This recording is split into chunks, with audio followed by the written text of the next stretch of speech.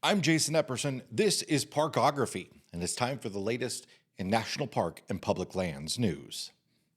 First up, a dramatic hydrothermal explosion at Yellowstone National Park's Biscuit Basin last summer sent visitors scrambling and launched debris hundreds of feet into the air, prompting a long-term closure of the area and a continuing scientific investigation into ongoing geothermal hazards. Well, now a webcam has been installed in the still closed area, and it's already caught major activity. The original explosion occurred on the morning of July 23, 2024, when Black Diamond Pool, a hot spring located approximately 2 miles northeast of Old Faithful, unexpectedly erupted.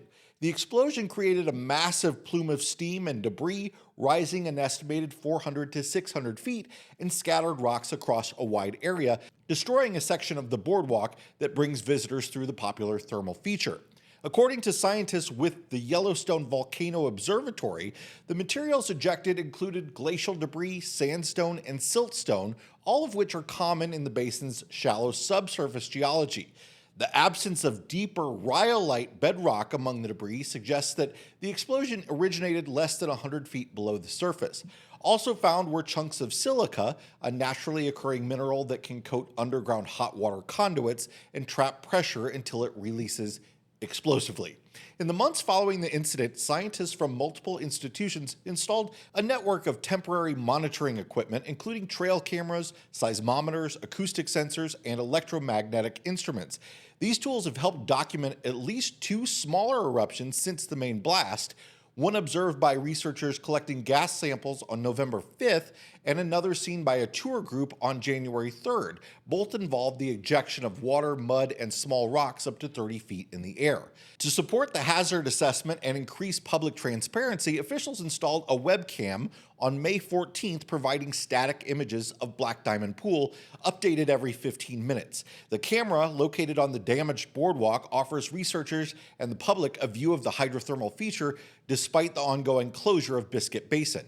Live video isn't currently possible due to limited bandwidth, but footage is being recorded on site and can be analyzed retroactively if new activity is detected. At 8:39 p.m. this past Saturday, Black Diamond Pool again sent hot, muddy water several feet into the air. The eruption was minor compared to the big one last year, but it's a sign that the pool is still very active. This is wild to me because I was actually in Yellowstone when they were installing this camera, and I could see them from the road putting it in. We'd drive past it on the way to Old Faithful, and it really makes you think about some of these amazing features, how they could dramatically change in moments. Old Faithful was first documented in 1870, but it could be gone tomorrow in this wild and crazy place called Yellowstone. More in a moment, but first, this episode is sponsored by Slinky Stove. It's the only patented collapsible fire pit that stays intact when packed. Lightweight with a compact design, it's perfect for RVs, rooftop tents, or backpacking into public lands if you get their smallest one, and it sets up in seconds. With Slinky Stove, you get low smoke airflow rings and a clean burning fire. No more dancing around campfire smoke. Inexpensive and packed with extras, the Slinky Stove offers a 3-level cooking system that gives you flexibility, whether it's morning coffee or evening campfire chili. And with contained ash, cleanup's quick, just like it should be on public lands. Order yours today at slinkystove.com. The Trump administration's full fiscal year 2026 budget proposal has been submitted to Congress. Previously, we reported on the light version of this budget. The full proposal would eliminate more than 5,500 jobs from the National Park Service and cut its operating budget by 1/3. The budget calls for reducing the Park Service's workforce from 13,648 full-time employees in fiscal year 2024 to just 8,130 in fiscal year 2026. It also proposes slashing the agency's funding from just over $3 billion to $2 billion. If enacted, the full proposal would represent one of the largest funding and staffing reductions in the agency's modern history. However, congressional approval of the entire request is considered unlikely, as are most presidential budget proposals. Interior Secretary Doug Burgum, who oversees the National Park Service, recently testified before a Senate Appropriations Subcommittee, saying that about 26,000 people work in the park system and fewer than half of the Park Service's employees work in parks. repeatedly suggesting that the majority are office-based. But according to the Department of the Interior's own workforce database, as of May 13th, the National Park Service had just 18,000 employees. He also emphasized the number of staff in administrative roles such as HR and IT, stating, "We got several thousand people working in IT and I don't know what they do." Yet, based on the Interior's workforce database, the Park Service employed just over 2,000 office staff nationwide, including staff in DC, regional and program-related offices, and fewer than 450 IT and HR positions across the entire agency. And after the initiation of the hiring freeze early this year, the administration eventually exempted seasonal roles, but it's well below its target of 7,700 seasonal workers. The Department of the Interior's own data shows only about 3,300 seasonal and temporary staff have been hired, less than half of the desired goal. That's partially because the whole hiring process got started really late. Burgum has also issued a new directive instructing the Department of the Interior to review and potentially reinstate monuments, memorials, signs, and place names that have been removed or altered since January 1st, 2020. The goal, according to the administration, is to ensure public lands, quote, accurately reflect American history and not partisan ideology. Among the most controversial aspects of the Secretary's order is the call for new signage at federally managed sites, including national parks, that asks visitors to report content that, quote, disparages Americans past or present. The signs will include a QR code directing visitors to an online feedback form and will include the language, blank name of property belongs to the American people and blank name of Land Management Bureau wants your feedback.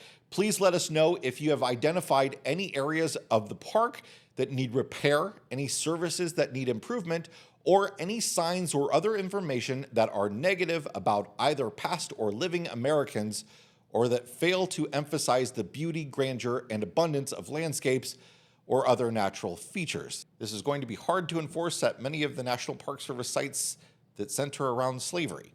Under the 1916 Organic Act and the 1966 National Historic Preservation Act, the National Park Service is legally mandated to preserve and interpret American history, including its most difficult chapters. Critics of the new directive argue that filtering historical interpretation through a lens of only positive portrayals risks distorting that mission.